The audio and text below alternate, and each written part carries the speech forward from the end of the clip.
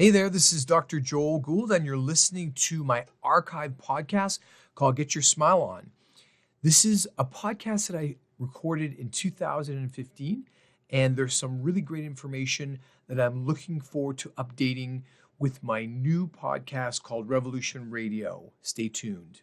All right, everybody, welcome to Get Your Smile On. This is Dr. Joel Gould, your wellness dentist, broadcasting live from beautiful Manhattan Beach, California. It's a beautiful sunny day here. It is 2 p.m., and we have a little different show today. We have adjusted our schedule to accommodate Dr. Dennis Goodman, an incredible cardiologist who we're going to bring on very shortly. Today's topic is one of wellness, and everybody knows that I've been getting into sleep apnea because I have it, discussing sleep disordered breathing. In my search and research for how to provide my patients with the highest level of care when it comes to sleep and what we do here in this office, I came across the supplement of magnesium. In fact, we're going to call it magnificent magnesium because this is an element that is absolutely spectacular. Now, magnesium was named after the Greek city of Magnesia, which was known for its fertile soil, which was really rich in magnesium. Magnesium is the eighth most abundant element on the earth and the 11th most abundant element in the body. Magnesium has been part of our cellular history since we evolved in the ocean and crawled up onto the shore. Now today, Dr. Goodman, who is a board-certified cardiologist from South Africa, he is also has certified internal medicine at Montefiore I believe it is in Pennsylvania. And his book, Magnificent Magnesium, and just the cover alone tells you how important this is. It helps avoid heart attacks. It lowers blood pressure. It stops painful muscle cramps. It relieves nagging insomnia and increases calcium absorption. Now, when I started to do my research into magnesium and why this would be so important, I was brought back to my early high school days when we learned about energy and the Krebs cycle, and everybody knows about a crazy little thing called ATP, adenosine triphosphate. This is a chemical compound that is responsible for powering every single cellular function that you have in every one of the trillion cells you have in your body. Without adenosine triphosphate or ATP, nothing works.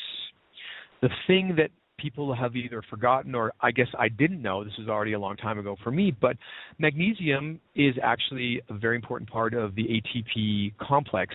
In fact, without magnesium, the ATP is not functional. So it would make sense that if you don't have enough magnesium, you don't have any energy. And this is something that is little known. We see all types of advertising for CoQ10 and this supplement and vitamin C and emergency. This is one of the lesser known elements that we need, and it's critical to all of our bodily functions and especially that of the heart. The heart is the most important muscle in the body, and in fact, 25% of all deaths come from heart disease.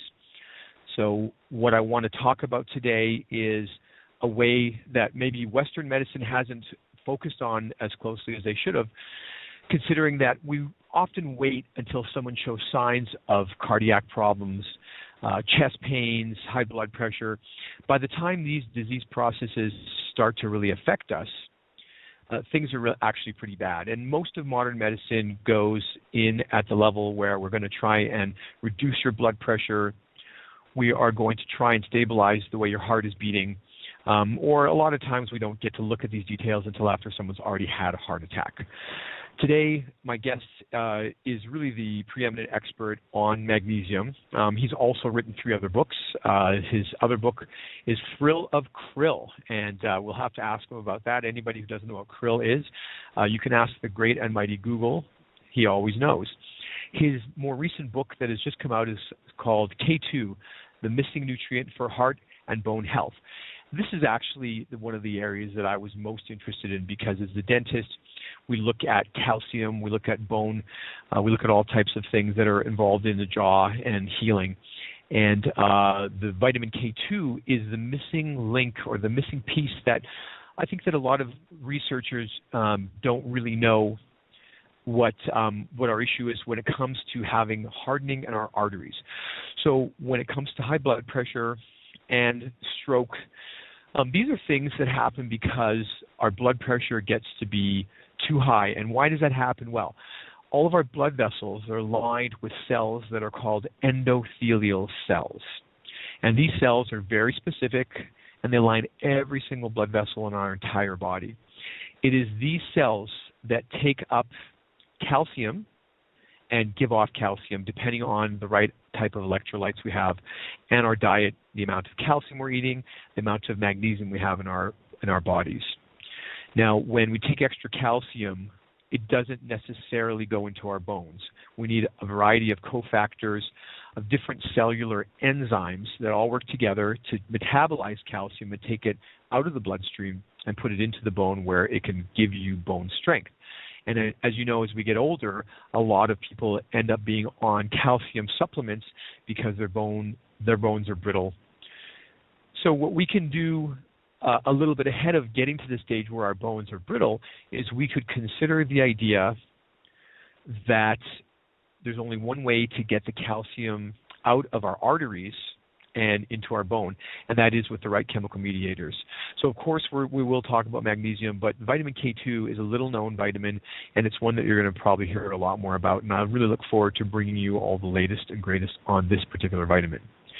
Now, we're still waiting for Dr. Goodman to come online here. I'm going to go on just a bit further about a few things here. Now, we've been talking a lot about sleep apnea and different issues that people are having with their sleep. And magnesium is a very useful element when it comes to that. Magnesium is what we burn through when we're stressed. So when we're having a stressful day emotionally or physically, we really metabolize a ton of magnesium. If we burn through all our magnesium, our body is going to start to react by having difficulty both with our heart pumping blood and also with us even just generally feeling like we have energy. So it makes perfect sense that if we took the supplement, we would be feeling a little more energized. What is wrong with society today that we do not have enough magnesium in our diets? Well, magnesium was everywhere. It was in all the soil, in all the farmlands, in all the Western world. And over many years of farming, the magnesium has been depleted from the soil. And as a result, the foods that we eat are deficient in magnesium. In fact, there's a lot of statistics that show that almost every American is deficient on their magnesium. And since this is such an important element with regards to heart health, it's really incredible that the whole medical industry hasn't sort of taken a little closer look at something that's natural, something that we used to get from the garden, something we used to actually be in contact with as we walked in bare feet throughout our evolutionary journey. We were in contact with this element. You can get it into your system by soaking your feet in Epsom salts. It does cross over your cellular membranes, so you don't just get magnesium from taking it. And I kind of want to go back to a different time, maybe 10,000 years ago or 20,000 years ago or even 40,000 years ago, where we as the incredible organic animals that we are today evolved. We evolved under different conditions. We didn't wear shoes. We didn't have paved streets. We were in contact with the soil a lot more and absorbing magnesium. Now, here we are, this incredibly evolved animal, really living in a beautiful, gilded, air-conditioned, comfortable cage, shielding ourselves from dangerous rays of the sun and preventing our bodies from touching the magnesium that's out there everywhere in the world. So when we go back to more basic diets and we look at raw food diets and different diets that are rich in vegetables, we see that people who follow these diets they have high levels of magnesium simply because of the way their diet is. All right, everybody, we are back live on the air, and we definitely have a little technical glitch here, and we're still waiting for and we have him on. Dr. Goodman, are you there? Hello, Dr. Gould. How are you? Please call me Joel. Thank you so much. Okay, welcome to the show. Thank Glad you. we got you. Sorry. Go ahead. No, sorry, there was a little ditch getting through, but I hope I didn't keep No, you not waiting, at all, but I'm actually. here. You'll be able to hear when we post this on the website. But what's interesting is that I did read your book and I read it cover to cover, and it was a good thing because I had to kind of wing a lot of the stuff that I wanted to ask you about. So hopefully Okay, I did your book some justice. So we can just jump right into it. And I gave people a little bit of your background. Why don't you just tell us a little bit about yourself and where you're at right now? So it goes back to many years ago. I was born in South Africa, and I went to medical school at the University of Cape Town, and that's where they associated with Groote Schuur Hospital, where they did the first heart transplant by Christian Barnard in 1967. And so I was very, very, very privileged to be there to train. And then I came to the United States, where I did my residency in Pittsburgh, and I did my cardiology fellowship at Baylor in Houston, where Dr. Michael DeBakey was another legend, and that was, I went to the cardiology program that was associated with his cardiac surgery program, and he did the first bypass surgery in 1955. So I've been trained by these giants. I'm very, very, very lucky, because what happens is you get inspired. And then I decided to go to San Diego, and I was there for 20 years. I actually did invasive cardiology, and was ultimately very involved in at Scripps. I was the head of cardiology at Scripps Memorial for many years. And I started to realize when I was putting stents in and opening up arteries when people were having heart attacks, that I started to feel like a bit like a fireman when you go to a house that's burning down. And sometimes you manage to stop the fire, and you really save the house and save the people. And it's a little bit like that when you're trying to take care of people having a heart attack. And obviously, you feel so good if you can really help somebody, and sometimes you can't because it's too late. And I really started to focus on where I think it's really at if we're going to make a real difference, and that is prevention. And getting people to take responsibility for their health early on. And I know you know this, Joel, but 80% of chronic illnesses like atherosclerosis, diabetes, obesity, many, many inflammatory conditions, arthritis, a lot of that stuff is reversible. Is if you start early enough, and the word really is preventable. So 80% of these conditions are actually preventable. So then I started moving into the whole arena, and I've always been interested in holistic integrative approach. I was at Scripps Integrative Medicine in San Diego, in La Jolla, with Dr. Mimi Guarneri for nearly 2 years, and now I'm the director of integrative medicine at NYU. I'm very, very interested in whatever we can do to try to help people to understand that there's so much that they can do for themselves, both with lifestyle changes and also taking appropriate supplements and understanding. And I just make these 4 points because I know you're totally on board with it. Every single patient, in fact, the patient I just saw, I spend time talking about wellness, and I say that wellness is not the absence of disease. And being well, for me, there are 4 pillars, there are 4 important points, and I always call them the 4 legs of a stool, and they all need to be intact and working properly for you to be well. And one is nutrition with appropriate supplements. Number 2 is exercise and flexibility. Number 3 is stress management. And number 4 is sleep. So that's a quick summary of where I'm at. Well, you sure that's a lot to say, and I'm glad that you did mention that. The whole aspect of wellness is something that I've been focusing on. A lot of people are starting to understand that, in dentistry as in any other profession, when it comes to someone's health, being proactive and getting ahead of a problem before it starts is really critical. And I don't think I've heard anybody really explain wellness in such a concise way. So thank you for doing that. I appreciate it. Which is going to bring us to the whole, your book, Magnificent Magnesium. Now, this isn't your new book, but this is how I found you. I found you through my work in sleep disordered breathing, and myself personally as a sleep apnea sufferer. I came across the idea that magnesium would be a help for insomnia. And as I listened to some of your speaking engagements and read more, I realized this is so much more than just another supplement that someone should be taking. So, what opened your eyes to magnesium? And was there an aha moment where you said, "Wow, I've got to focus on this"? So good question, Joel. The question is why pick magnesium? And you know what? I started to just hear about magnesium because unfortunately we're really not taught about this stuff in medical school, even though mine goes way back. Even today, nutrition is not a big subject. And even when I'm talking to my colleagues about magnesium, they kind of sometimes just don't get it. It's partly because you need a moment where you realize that this is such a crucial nutrient. And I always tell people, seriously, if there's only one nutrient that you can take, it should be magnesium.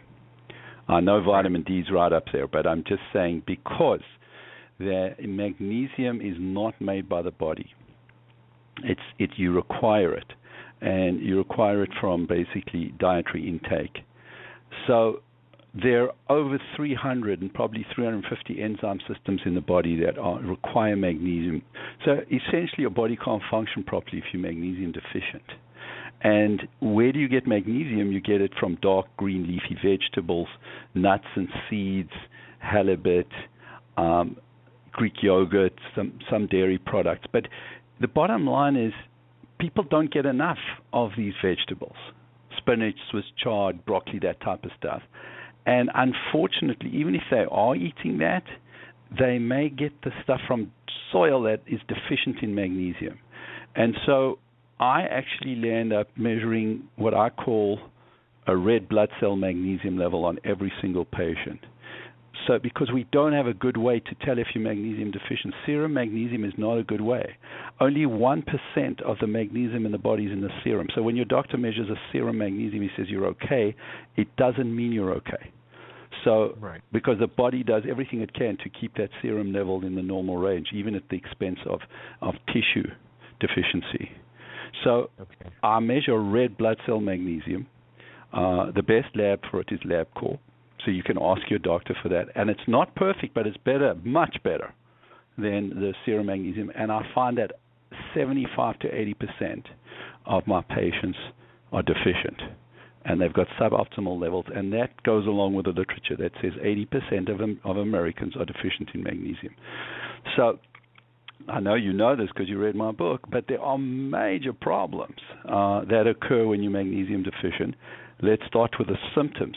How would people know just having what symptoms may indicate? Doesn't mean you are, but may indicate. And you can imagine it's a broad spectrum because every system is affected. So the commonest symptoms I'm going to mention are fatigue, palpitations, muscle cramps, insomnia, anxiety, actually depression is associated with magnesium deficiency. Magnesium deficiency is associated with asthma, with diabetes, with obesity. So those are just, those last few are obviously conditions. But in terms of symptoms, they are a lot of non-specific symptoms. But I really cannot tell you how many times I've had patients come and go, wow, I'm sleeping well. My palpitations are gone. I don't have muscle cramps anymore. I feel much better. I feel much more energy. And so those are symptoms. And then if you land up being chronically magnesium deficient, you're at risk from these things that I spoke to you about, atherosclerosis and diabetes and obesity. So the bottom line, Joel, is that most people are deficient. And because it's so easy to take magnesium and it's so inexpensive, I'm just going to make this last point, which is that everybody can take it except people who have kidney problems. So you do have to check with your doctor. Okay, so before we get too far, so what I wanted to talk to you about, so now the tests that you're talking about, and when it comes to testing for different things, it's always confusing for most patients, and even confusing for myself and other doctors. So you're testing the actual content of magnesium in a red blood cell rather than in the tissue. Is that very unusual for no, so what thing, or are there other things? You see what you're doing. You separate the serum. You separate the serum, right, from the red blood cell. So you actually have to spin it down to do it properly. Right. And what we're doing is we're getting content of magnesium that's not in the serum. It's now in the red cell is the red cell is a very, very, as you can imagine, it's a metabolic powerhouse. The red blood cell, right? Because it's actually the supplier of oxygen to the tissues, hemoglobin. Right. Carries hemoglobin, so we're getting a good sense with what's going on by just knowing how much magnesium there is in the red cells. Right. Before you came on, I made everybody go back to their high school days of ATP and the Krebs cycle and things they didn't want to remember. So we did talk about that. And so now testing it, the question that I have is, if someone is deficient, how long does it take for them to build this? Is this something that builds within days or weeks, or does it take 2 or 3 months, like something like a vitamin D takes a while to build into your tissues? Yeah, good question. So just to go back to a point you made, ADP gets converted to ATP for energy to be utilized, and magnesium is a key cofactor for that. So it's very, very important that you have magnesium around so that you can convert ADP to ATP, which I'm sure is what you mentioned. It's a so now. Here's the deal in terms of how long does it take. What I do know is that symptoms can improve very quickly. I've seen people come back a week later saying they feel the difference. I've seen a blood pressure drop significantly within 2 weeks. I don't measure red cell magnesium levels again for at least 3 months.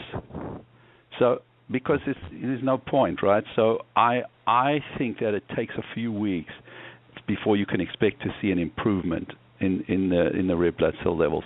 But I don't pay huge attention to it because sometimes the level doesn't increase significantly, yet the person is feeling much, much better. So I use the red blood cell magnesium to help me diagnose a deficiency. And then I repeat it. But if I've got someone on a good amount of magnesium and they're feeling better, if the level is still on the low side, I'm not going to start pushing up to really high doses. So I don't believe it's a test that you've got to keep checking. But I do check it, and I have seen it improve significantly in people who are deficient. Okay, so I wanted to ask you now. There's a way you can ingest magnesium, but there's also you can soak your feet in Epsom salts. There's an oil that you talk about that you can rub onto your body. Do you ingest any of that? Does that get into your red blood cells in any manner? So you can be sure. It's a good question. You can get your magnesium through. Obviously, we spoke about the diet. Then you can get it through supplements that you're taking a supplement. So let's make a point about that. I always recommend taking a supplement a magnesium that ends in ATE. For example, citrate, glycinate, threonate, malate. Those are the best forms because they are the most bioavailable. Magnesium hydroxide is actually milk of magnesia. So if you go to the store and you get a magnesium, you'll end up probably getting magnesium hydroxide because it's actually the cheapest and it doesn't have very good absorption. So I always tell patients, unless you've got a problem with constipation, avoid the hydroxide form. I happen to like something called magnesium dimalate, and it's a company called Jigsaw, and the only reason I mention it is they have a slow-release technology, and that means it's going to be slowly absorbed over several hours. That's better than getting a bolus into your stomach, and then you'd end up having an increased risk for GI side effects. So that's the tablet form. Then you can take it in the skin. And so you can actually use a spray or you can actually use a lotion. There's a company called Ancient Minerals. I have nothing to do with these companies in terms of getting. I want you to know that I mention them. Yeah. I do not, and I'm saying this on the air. I'm not making any money because someone goes and buys these products. I happen just to think that they are available and that they're the best ones out there. But Ancient Minerals, where you can get your lotions and sprays, and then I use Epsom salts. And I have a bath approximately once a week, and it feels great because it's another wonderful way. You put a cup of Epsom salts in a bath and you soak for 15 minutes. You can just put your feet in if you don't like getting into a bath, put your feet in a bowl with some Epsom salts. So that's the transdermal way to do it. So whichever way you're getting it's just like rubbing in hormones, estrogens, whatever it is. You can raise the levels of the red blood cells, whether it's coming through in the red cells through the skin or whether you're getting it through the gut. Okay. I want to interrupt here for 1 second just to let my listeners know, because we are live, that we're going to go a bit over in time just because we got a bit delayed. If you still have a few minutes, there's a few more things I want to talk about, but I just wanted to let everybody listening know we're just going to go a bit over. And so I want to go back to this. So first of all, when we're done here, we're going to tell everybody about your website and how they can order your book and how they can get more information on this. And I will be providing information that we talked about today on my website, so people who want to know where they can get these different compounds can look to that. So we'll talk about that later, just so that anybody listening who's interested, we will have that for a follow-up.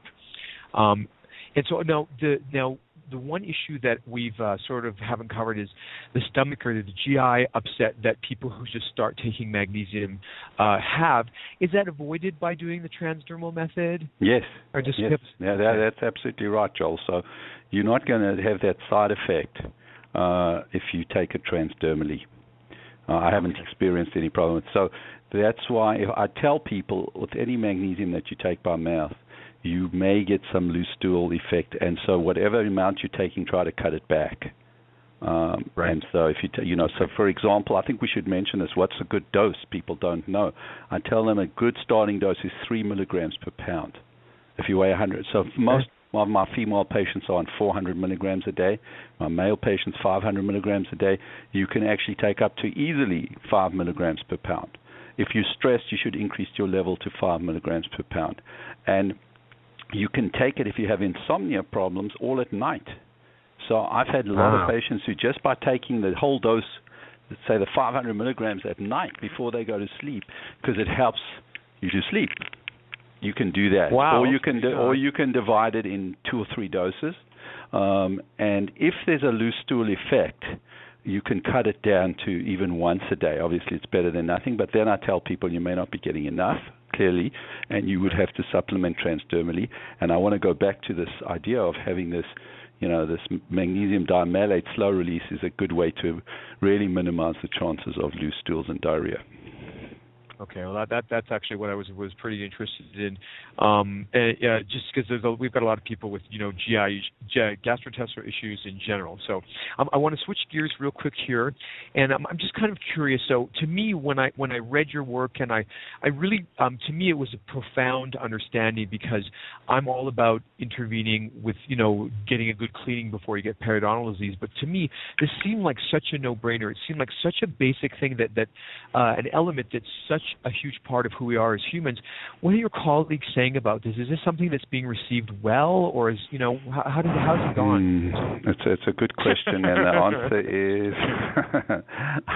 is I wish it was better. I can tell you that I'm part of a preventative medicine team at NYU, and I can tell you the good news. The good news is they invited me to come and give a talk about magnesium, and I spoke to them with a fellow. We prepared it, and they are at least saying, let's hear about it. And some of them have actually emailed me and said to me, how much should we take, and what should we tell the patients? So it's kind of hush-hushed, because it's not easy for people to accept this and take it on board easily when it hasn't been, it hasn't been drummed into us. And why is that? Because nowhere out there, and there's so much literature. You saw in my book how many articles I quoted, but a lot of them are observational studies, and there's so much information. But until a lot of traditional physicians see some double-blind randomized trial in a big journal, they don't believe that this is for real. And I tell people, please have an open mind. At least try it on the patients. You'll be amazed just how much improvement you actually see. So I work with the chief of psychiatry. He's in my office here at NYU. He does a session here, and he told me next year he's doing a whole session, a whole morning on holistic, integrative approaches to psychiatric illness, and he asked me to speak about magnesium and other. Wow.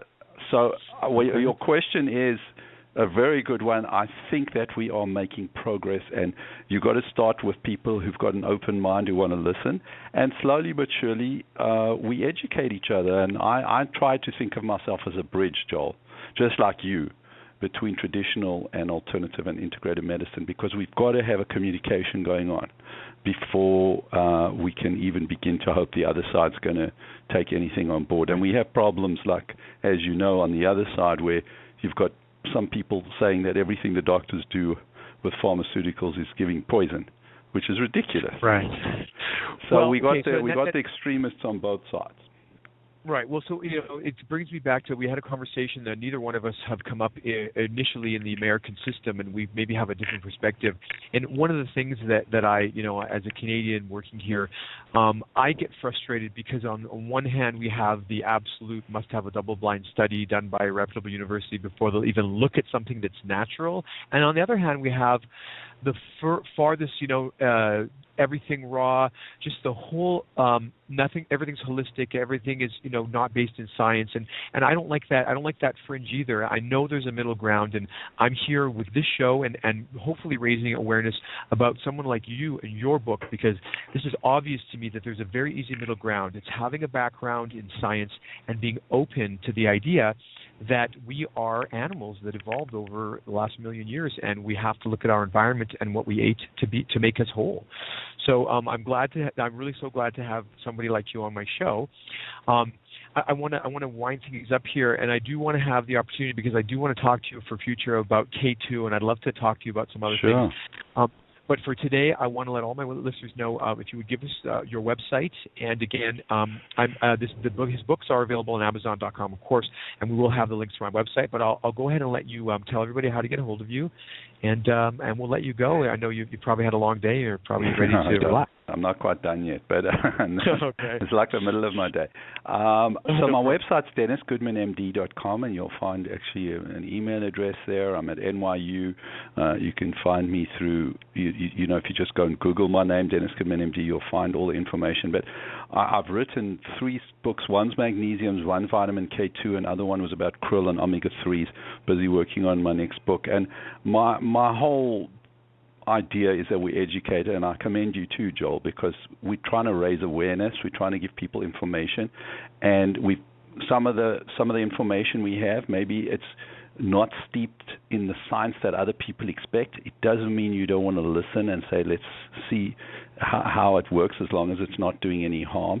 And I am pushing all the time to do studies, to try to have a scientific approach, because we want to be able to make recommendations that are not just empiric stories, and I know you believe the same thing. So my website is DennisGoodmanMD.com.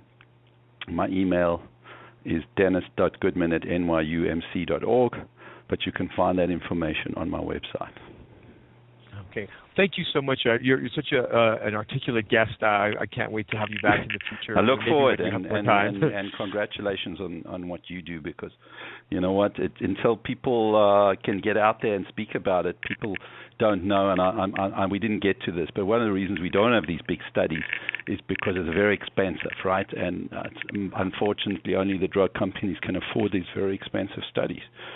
So we've got to try very, very hard to find ways that we can do proper studies without spending too much money. Okay, I totally agree. Okay, thank you so much. Take have care. a great rest of your day. Bye-bye. All right, thank you. Bye.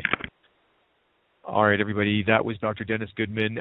Really groundbreaking stuff here. Thank you for listening. We ran a bit late, but I think it was well worth it. Please, with any type of vitamin supplements or any medical issue, please consult with your own doctors. This show is for informational purposes only, and let's be reasonable. You can always contact me through my Facebook page or on Twitter, and at modernamericandentistry.com, and I'll be happy to answer any of your questions. So thank you so much, and until next week, get your smile on. Stay well.